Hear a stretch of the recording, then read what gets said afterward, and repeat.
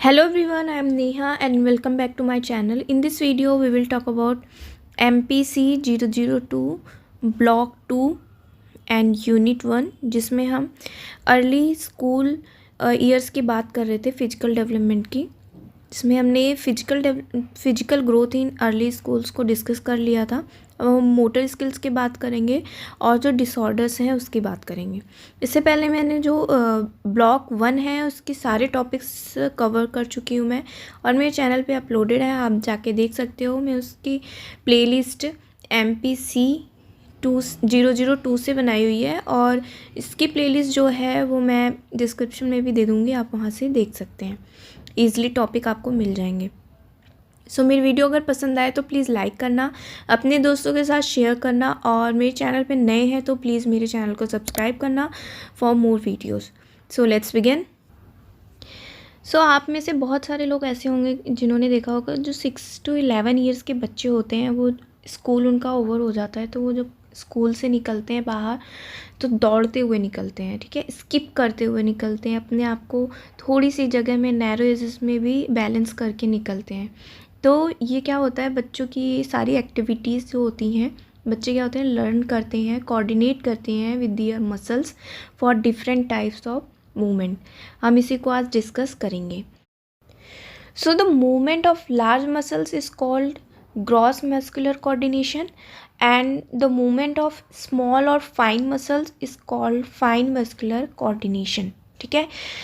जो gross muscular coordination होती है वो जैसे कि रनिंग, बैलेंसिंग, स्कीपिंग, क्लाइंबिंग, ये सारी जो होती हैं लार्ज मसल्स के थ्रू कोऑर्डिनेट होती हैं, तो ये ग्रॉस मस्कुलर कोऑर्डिनेशन के अंडर में आता है। एक एग्जांपल के थ्रू समझते हैं पहले ग्रॉस मस्कुलर कोऑर्डिनेशन को, कि मान लीजिए कि ऑब्जर्वेशन करिए कि एक पेंसिल है जो कि टेबल पे रखी हुई है और जिसमें से 3 ईयर का बच्चा सामने बैठा हुआ है और एक 11 ईयर्स का बच्चा। तो जो 3 ईयर्स का बच्चा जिस तरीके से पेंसिल को पिक करेगा, कैसे पिक करेगा, अपने हर और his entire palm to pick the pencil, ठीक है। 3 ईयर्स का बच्चा more than 1 finger and thumb to pick the pencil, और जो 11 ईयर्स का बच्चा होगा वो किसके थ्रू करेगा, अपने फिंगर्स, थंब मैनिपुलेट करेगा जो वेरी फाइन मूवमेंट्स होंगे, ठीक है, जो पेंसिल को पकड़ने के लिए, and play with it using only the index finger and the thumb, ठीक है, जो कि राइट प्रेशर होगा लिखने के लिए, उसके अकॉर्डिंग वो पेंसिल्स को पकड़ेगा। तो ये डिफरेंस होता है 3 और 11 ईयर्स में, और जैसे जैसे बच्चों की ग्रोथ होती जाती है वैसे वैसे फाइन मस्कुलर भी क्या होता है, कोऑर्डिनेट करना शुरू कर देता है। जैसे कि अभी मैंने बताया कि जो बच्चे जैसे जैसे बड़े होते हैं वैसे वैसे वो या तो ऑटोमेटिक उनके कंट्रोल करते हैं अपने बॉडी पार्ट्स को, या तो फिर वो सीखते हैं उस चीज़ को।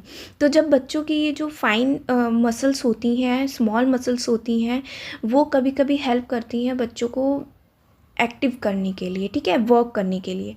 जैसे कि बच्चे अगर जंप करते हैं, राइटिंग करते हैं, पेंटिंग करते हैं, तो जंप करते हैं तो बच्चों के क्या होते हैं, टोज़ वर्क करते हैं, तो ये फाइन मसल्स हो गए। और जब पेंटिंग करते हैं तो उनकी फिंगर्स, राइटिंग करते हैं तो उनकी फिंगर्स वर्क करती है। तो इस तरीके से फाइन मस्कुलर कोऑर्डिनेशन होता है, ठीक है। जो बच्चे होते हैं वो एक्सपीरियंस करते हैं, मीन्स कि लर्न करते हैं कि वॉक, रन, जंप की कोऑर्डिनेशन करते हैं जिसके थ्रू वो सीखते हैं before they learn to feed themselves और राइट, ठीक है।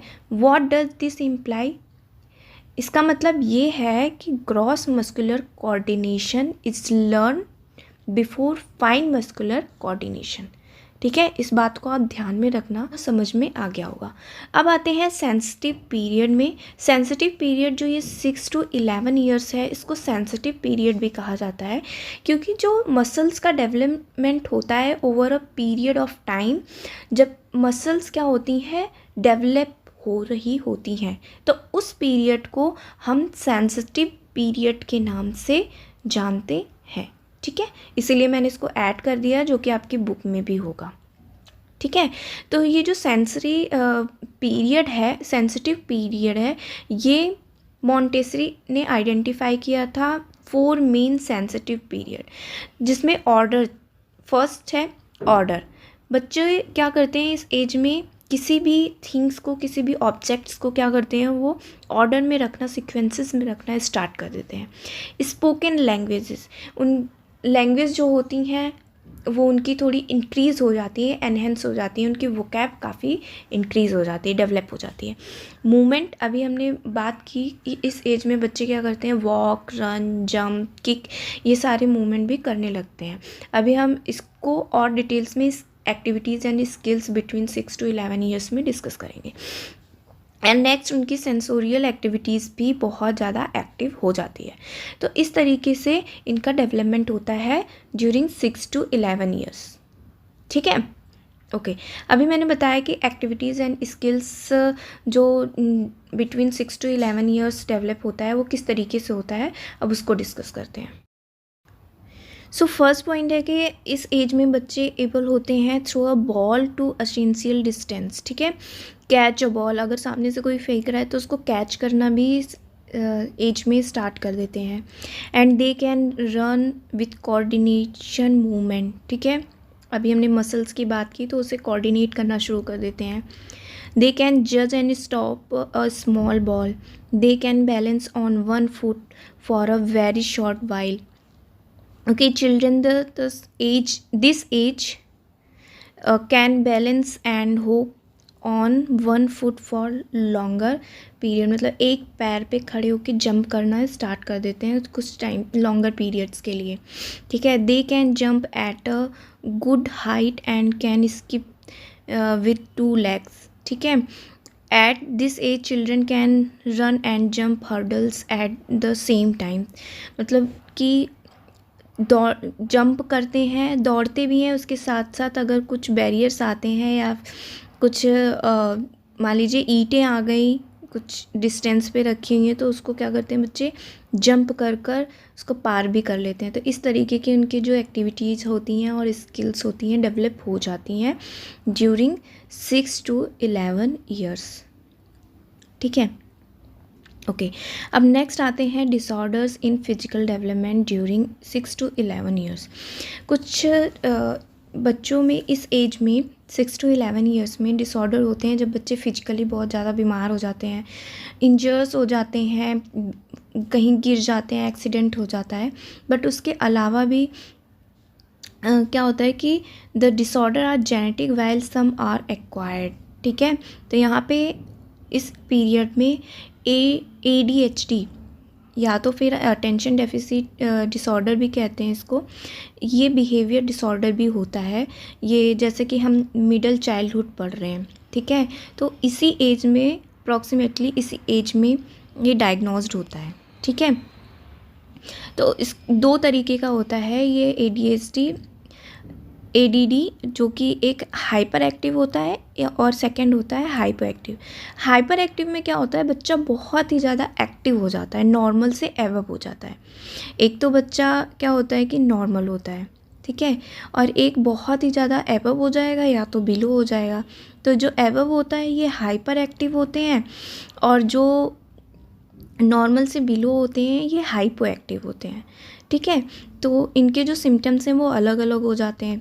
तो जो हाइपर एक्टिव बच्चे होते हैं वो बहुत ही डिस्ट्रैक्टिबल होते हैं, इम्पल्सिव होते हैं, बहुत ज़्यादा इरिटेबल होते हैं, Moody, slow in learning, inattentive. जब बच्चों अटेंशन ही नहीं दे पाएंगे तो उसमें उनकी ये स्लो इन लर्निंग तो ऑब्वियस होगी ही होगी। हाइपर एक्टिव में क्या होता है, बच्चे बहुत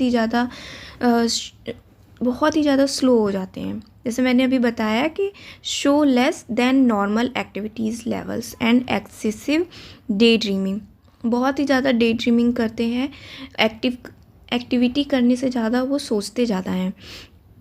मे be quiet and distracting in their behaviour but may not be able to attend to specific task.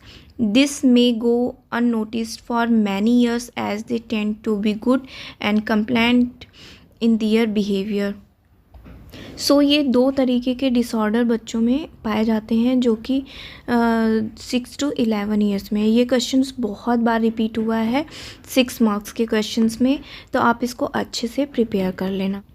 इन दो डिसऑर्डर्स के अलावा कि बच्चों में जब deficits in motor skills and activities होती है तो उसकी वजह से भी बच्चों का जो gross and fine motor skills में कोऑर्डिनेशन नहीं बन पाता है, जिसकी वजह से डेफिशिएंसी एंड एबनॉर्मेलिटीज़ होती हैं इन दियर फिजिक्स। समटाइम्स इंजरीज़ होती हैं जो कि बच्चों के इन्वॉल्व होती हैं different required and essential activities. Sometimes बहुत ज़्यादा हाई फीवर की वजह से, बहुत ज़्यादा फिजिकल इलनेस की वजह से बच्चे क्या होते हैं, एक्टिविटीज़ से दूर हो जाते हैं।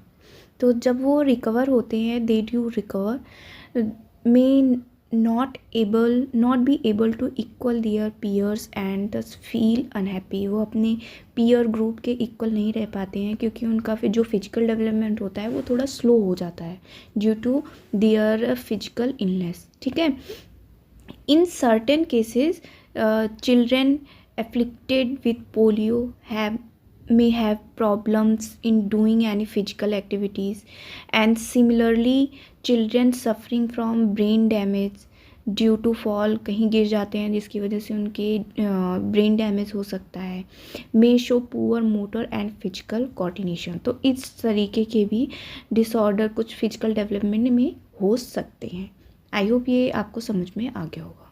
अब जो समरी है, summary of physical development during school years, जो हमने फर्स्ट डिस्कस किया था, और ये बहुत ही ज़्यादा इम्पॉर्टेंट है, काफ़ी बार एग्जाम्स में आ भी चुका है।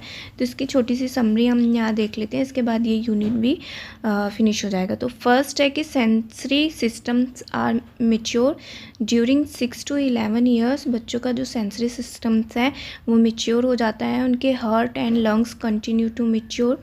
ठीक है। Brain growth is complete by age 11 और 12 ईयर्स।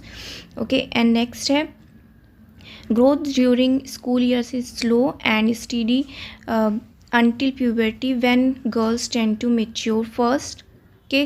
Second है the average child grows to 2.5 inches taller and weight 3 to 6 pounds more each year. Generally girls are slightly taller and heavier than boys. Next है growth is concentrated in the legs, arms and face. And last है baby teeth are replaced by permanent teeth. तो ये जो है physical development होते हैं during 6 to 11 years. आप ये पॉइंट्स बहुत अच्छे से प्रिपेयर कर लेना क्योंकि ये एग्ज़ाम्स में आते हैं।